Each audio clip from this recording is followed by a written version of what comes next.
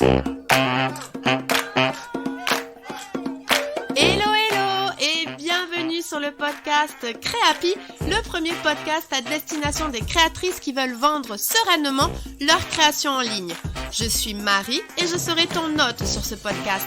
Ma mission, t'accompagner sereinement et dans la bonne humeur pour le développement de ton activité en ligne afin que tu deviennes une créatrice happy et que tu puisses vivre de ta passion. Communication en ligne, réseaux sociaux, boutique en ligne, organisation, stratégie de vente, tous les meilleurs conseils te seront donnés et décryptés. Alors, installe-toi confortablement et c'est parti pour l'épisode du jour. Hello et je suis ravie de te retrouver dans le 22e épisode de Créapi. Et aujourd'hui, c'est un épisode un peu spécial puisque c'est le dernier avant la pause estivale du podcast. Et oui, le podcast va prendre quelques semaines de vacances. Il va se reposer, faire le plein de nouvelles idées et il reviendra en grande forme à la rentrée de septembre.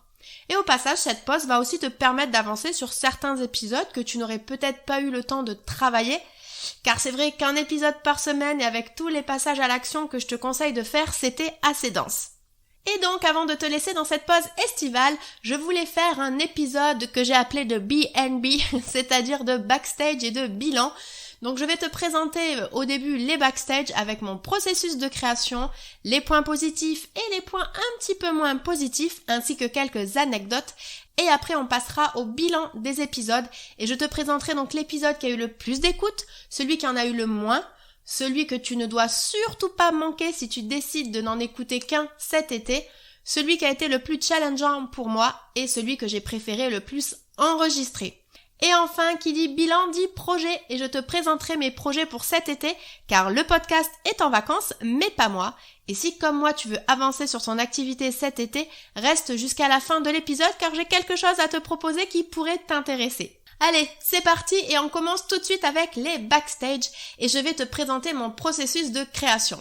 Si tu es un petit peu curieuse comme moi, tu dois peut-être te demander ce qu'il se passe derrière l'enregistrement de chaque épisode et tu as bien raison. Ça me paraît important de connaître ce qu'il se passe aussi du côté du coach, du formateur, du guide, bref, tu m'appelles comme tu veux. Et donc pour moi, c'était important de te montrer comment je construisais mes épisodes et à quel point le podcast était un média important pour moi et tu y verras que rien n'est laissé au hasard. Donc premièrement, j'identifie une liste de sujets finalement cette liste se nourrit plus ou moins toute seule car j'ai souvent de nombreuses idées. Mais ce qui est le plus difficile à chaque fois, c'est de savoir si ça sera plutôt un contenu Instagram ou plutôt un épisode de podcast. Puisque aujourd'hui, ce sont mes deux médias principaux. Et alors, comment je fais la différence ? Donc, en fait, quand il y a de vrais concepts à creuser, en fait, ça part en podcast. Là où sur Instagram, on va rester sur des contenus plutôt activables rapidement, des conseils rapides à mettre en place, des idées de contenu, des nouvelles, quand il y a des nouveautés ou ce genre de choses.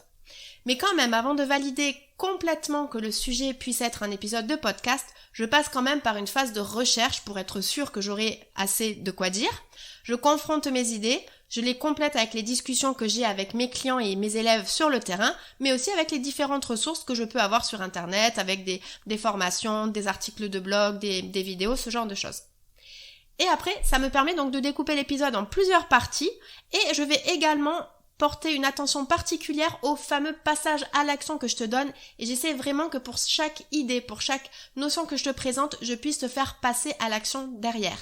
Et si tout ça se coordonne bien, alors feu, c'est bon, on valide et ça part en épisode de podcast et je peux donc l'ajouter à mon planning. En sachant que ces derniers mois, j'avais aussi des épisodes avec des invités, mais là par contre je ne vais te parler que des épisodes que j'enregistre seule. Donc après, une fois que le sujet est validé et mis au planning, je passe au script. Et oui, tous mes épisodes de podcast sont scriptés quasiment au mot près. Je suis effectivement en train de lire ce que je suis en train de te dire là.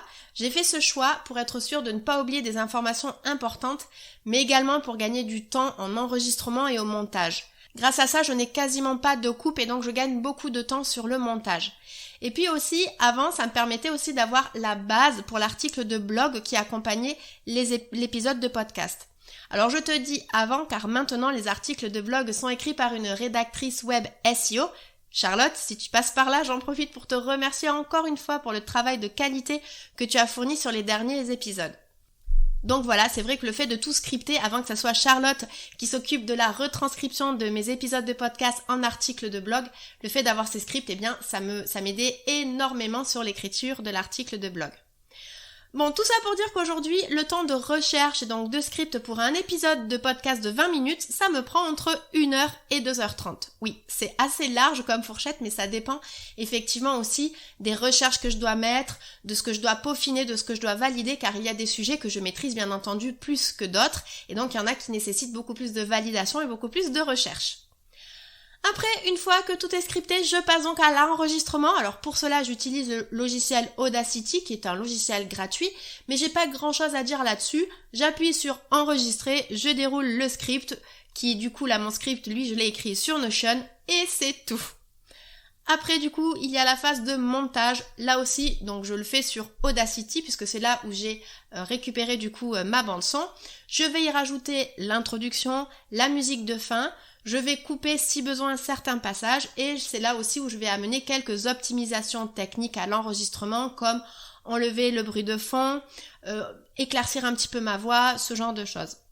Et là du coup en termes de temps d'enregistrement et de montage, pour un épisode de 20 minutes, on est environ à 1h30. Et voilà, maintenant on peut dire que l'épisode est prêt à être publié. Et on pense que donc la majorité du travail est fait, alors qu'en fait pas du tout, puisqu'après il faut donc le mettre en ligne pour qu'il soit diffusé sur vos plateformes de podcast préférées. Et pour ça je passe par le logiciel Ocha, qui est un logiciel assez connu dans le monde du podcast.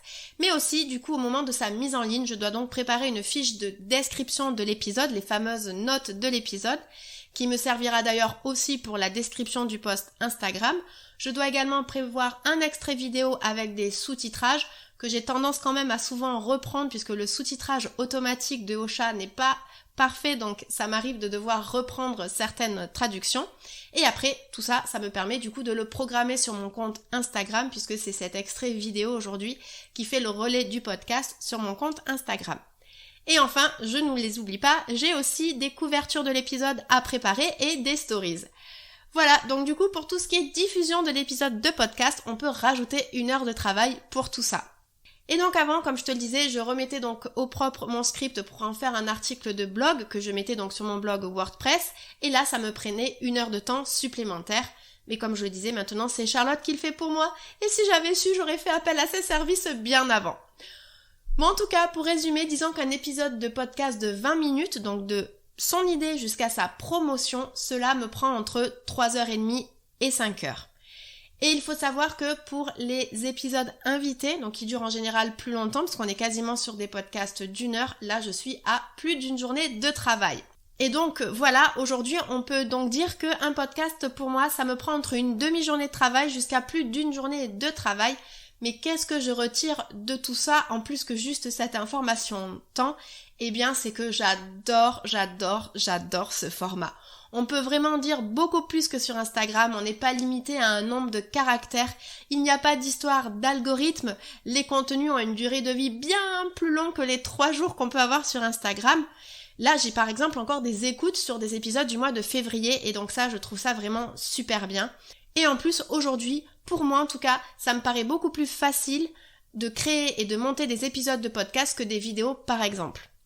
Et en plus, c'est un format, je m'en suis rendu compte, qui vous accompagne hyper bien dans vos ateliers, donc vraiment, je ne regrette pas du tout d'avoir fait ce choix-là. En plus, j'ai eu de très bons retours de votre part sur le podcast, donc ça me motive encore plus à continuer. Cependant, passons maintenant au point un petit peu moins positif, oui, on peut le dire au point négatif.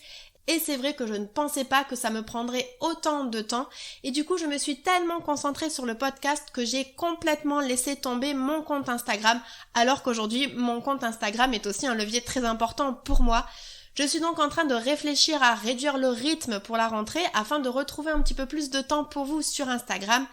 Car le deuxième problème du podcast, c'est que les échanges ne sont pas aussi directs que sur Instagram. C'est beaucoup plus descendant et c'est vrai que c'est plus difficile d'avoir des retours et d'avoir des échanges avec vous.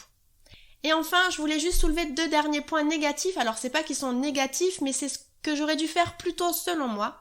Le premier, comme je le disais déjà tout à l'heure, c'était donc de faire appel à une rédactrice web pour mes articles de blog plus tôt. car c'est vrai que pour moi c'était tellement énergivore de refaire les retranscriptions en articles de blog et en plus je ne suis pas experte en référencement qu'il y a eu des moments de ras-le-bol vis-à-vis du podcast alors qu'en fait finalement c'était juste l'article de blog qui me posait problème. Mais bref, en tout cas maintenant que je travaille avec Charlotte, là ça m'a libéré une charge énorme, donc là-dessus il n'y a plus de problème. Et deuxièmement, je me rends compte que j'aurais dû mettre en place les interviews avec les invités bien plus tôt car je me rends compte qu'à chaque fois il y a de nombreuses pépites dans ces interviews et que j'adore vraiment beaucoup échanger avec vous. Tout ça pour dire donc qu'à la rentrée, les interviews seront toujours à l'affiche, voire même à l'honneur. Bon, allez, avant de passer au bilan des épisodes, je voulais te partager quelques anecdotes sur l'enregistrement de certains épisodes. Et en fait, en y réfléchissant, finalement, je me suis rendu compte que j'avais vraiment qu'une anecdote. Je vais te passer tous les bugs techniques et autres, parce qu'en plus, finalement, il n'y en a pas eu tant que ça. Mais je voulais revenir sur une anecdote qui a pu jouer sur la qualité du montage de l'épisode. Et c'est un épisode en plus où je n'étais pas toute seule, puisque c'était celui où j'ai reçu Camille, qui est une créatrice de décoration murale inspirée par la nature, et donc c'est l'épisode 21, donc juste le dernier épisode avant celui-ci. Et d'ailleurs à un moment donné, je vous dis que cet enregistrement a été réalisé pendant que mon chat était malade, elle s'était blessée à la patte, d'ailleurs on l'entend miauler durant l'épisode, mais il faut savoir aussi que pendant cet enregistrement, elle a voulu en fait à un moment donné monter sur mon bureau, et elle s'est littéralement cassé la figure.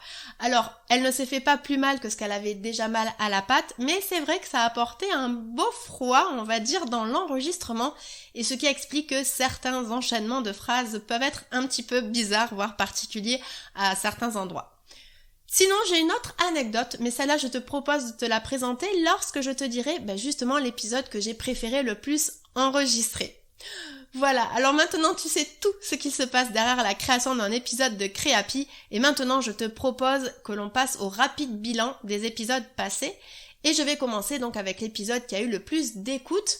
Alors en dehors de l'épisode 0 de présentation où là j'ai fait beaucoup de teasing et qui a eu plus de 200 écoutes, en fait c'est l'épisode numéro 1, donc celui où le titre c'est « Est-ce que tu dois te lancer en ligne ?» C'est donc un épisode où je t'invite à te poser les 4 questions pour savoir si justement tu dois te lancer en ligne.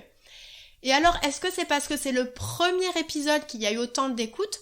Je suis pas sûre parce que finalement il est suivi de très près par des épisodes qui ne sont pas forcément les numéros 2, 3, 4, mais je pense que c'est une question que vous avez été nombreuses à vous poser et à mon avis que certaines d'entre vous vont encore se poser maintenant, surtout avec les derniers changements qu'il y a pu y avoir sur les réseaux sociaux et même avec le contexte sanitaire qui a encore changé ces derniers mois. Alors voilà, si tu te poses la question, si tu te demandes est-ce que tu dois te lancer en ligne ou si tu t'es déjà lancé mais que tu ne sais pas finalement trop bien pourquoi et que tu voudrais rectifier un petit peu la route, je t'invite donc à réécouter cet épisode qui est donc le tout premier. Passons maintenant à l'épisode qui a eu le moins d'écoute et là c'est l'épisode numéro 12 qui s'intitule « Comment bien choisir ton prestataire digital » où je te donne quelques conseils pour bien choisir avec qui tu devras travailler. Et finalement, avec un peu de recul, ça ne m'étonne pas qu'il y ait eu un peu moins d'écoute, car je pense qu'aujourd'hui, beaucoup de mes auditrices débutent leur activité en ligne et donc ne sont pas encore au stade de travailler ou de déléguer avec un prestataire leur communication digitale. D'ailleurs, n'hésite pas à venir me dire sur Instagram si c'est justement ton cas. Passons maintenant à l'épisode que tu ne dois surtout pas manquer si tu décides de n'en écouter qu'un cet été. C'est celui qui te présente le kit de démarrage pour vendre tes créations en ligne et c'est l'épisode numéro 4, où dedans je te donne les 5 piliers que tu dois avoir lorsque tu décides de te lancer en ligne. Donc je te les récapitule rapidement, c'est d'avoir donc un positionnement clair et précis, une identité de marque mémorable, un cap pour rester aligné, des leviers de vente judicieux et un plan de visibilité réaliste. Et bien entendu, ces 5 piliers sont détaillés dans l'épisode. Donc si tu souhaites en savoir plus sur ces 5 piliers qui sont selon moi indispensables pour vendre tes créations en ligne, je t'invite à réécouter l'épisode numéro 4, kit de démarrage pour vendre tes créations en ligne. Et même si tu es lancé, ça peut être bien de l'écouter et comme ça tu pourras voir si tout ce que je te conseille, tu l'as bien au niveau aujourd'hui de ton activité en ligne. Passons maintenant à l'épisode qui a été le plus challengeant pour moi et en même temps j'ai tellement aimé vous le proposer, je crois que c'est celui que j'ai vraiment le plus kiffé à scripter, à enregistrer et à diffuser puisqu'il apporte énormément de valeur. C'est d'ailleurs l'épisode qui a été le plus long, en tout cas les épisodes solo qui a été le plus long. Et c'est l'épisode numéro 6 où je t'apprends à créer ton identité de marque. Et là, beaucoup de sujets sont abordés comme l'identité éditoriale, la charte graphique, les templates pour les réseaux sociaux, etc. Et il faut savoir que, à la base, je ne suis pas graphiste. J'ai quelques bases en graphisme, mais de là à faire un épisode qui vous donne des conseils principalement là-dessus, il fallait que je sois sûre de mon coup. C'est vrai que donc pour ça, j'ai fait énormément de recherches, j'ai challengé beaucoup de conseils et d'informations que je pouvais avoir autour de moi, mais surtout, je me suis faite valider les informations par une professionnelle du graphisme, et donc pour ça, j'ai fait appel à Alizé du studio Tudobem. D'ailleurs, si tu passes par là, Alizé, encore merci pour ton aide précieuse. Et enfin, je vais clôturer avec donc l'épisode que j'ai préféré le plus enregistrer, et on va finir avec un peu de légèreté et de vacances. Alors même si je n'étais pas complètement en vacances, l'épisode que j'ai préféré enregistrer, c'est l'épisode numéro 5, où je te livre 8 astuces pour gagner du temps dans tes journées. Et en fait, je l'ai enregistré durant mon séjour d'1 mois en Islande. Alors j'en ai enregistré plusieurs des épisodes lorsque j'étais en Islande, mais celui-là, au moment où j'ai fermé mon PC une fois que le montage était terminé, j'ai aperçu devant mes yeux des aurores boréales. Et là, c'était juste magique. Car, vraiment, pour moi, les aurores boréales, c'est les plus belles choses que j'ai pu voir durant mes différents voyages. Et donc là, forcément, ça a apporté une saveur supplémentaire que je n'oublierai jamais à l'enregistrement de cet épisode numéro 5 de podcast. Alors vous êtes peut-être déjà en train de voyager avec ces belles images, mais avant de vous laisser, je voulais quand même vous présenter donc mes projets pour cet été. Alors premièrement, déjà, mes newsletters vont reprendre du service. Et oui, si vous êtes abonné à ma newsletter, vous avez dû apercevoir que j'ai eu du mal à trouver un rythme et que ma dernière newsletter date de février 2022 d'ailleurs, quand j'étais en Islande. Mais là, je me suis fait accompagner encore une fois par une professionnelle du sujet. Coucou Florine, si tu passes par là. Et ça y est, là j'ai vraiment trouvé un concept qui me parle énormément, qui est vraiment très en phase avec qui je suis et qui va vous apporter de la valeur complètement de manière différente de ce que je peux vous livrer sur ce podcast, de ce que je peux dire dans mes posts Instagram, voire même de ce que l'on peut voir habituellement en newsletter. Alors je n'ai pas encore une date de lancement officielle, je suis en train vraiment de peaufiner le concept, mais je sais que ces nouveaux formats de newsletter vont sortir cet été. Donc si tu souhaites les recevoir, tu peux dès à présent t'abonner à ma newsletter. Le lien est disponible dans les notes de l'épisode. Et ensuite, deuxièmement, je n'en avais pas encore parlé sur ce podcast et pourtant vous avez été nombreuses à me dire « Mais Marie, tu fais quoi en fait en plus de donner des conseils gratuitement sur Instagram et sur le podcast ?» Et oui, donc je suis en train de préparer une offre que j'appelle à prix tout doux. Aujourd'hui, on va être sur une offre à moins de 100 € et qui va t'aider dans la création de tes contenus sur Instagram. Cette offre, elle va te permettre donc de créer des contenus qui ont plus d'impact pour tes clients et tes abonnés, qui vont même d'ailleurs en attirer de nouveaux. Elle va te permettre d'avoir un feed au rendu plus professionnel, plus harmonieux, mais surtout facile à maintenir, puisque le but c'est vraiment que tu gagnes du temps avec cette offre dans ta création de contenu. On va construire de A à Z ensemble ton calendrier de contenu sous Notion pour te faire gagner en autonomie aussi bien dans la création que dans le suivi de tes contenus. Et aussi, ce qui était important pour moi, c'était que je voulais, avec cette offre, que tu sois prête avant tout le monde pour les futures mises à jour Instagram, notamment s'il y a des mises à jour au niveau des formats de contenu, ce qui n'est pas à exclure quand on voit aujourd'hui les dernières mises à jour de l'application. Donc voilà, si tu veux profiter de ton été et que ça soit un petit peu plus calme pour mettre tout ça à plat, je pense que mon offre devrait te plaire. Alors l'offre, je n'ai pas encore de date officielle, elle va sortir cet été, je suis en train de finaliser les derniers éléments pour que ça soit le plus agréable possible pour toi, aussi bien dans l'apprentissage que dans la pédagogie que dans les passages à l'action.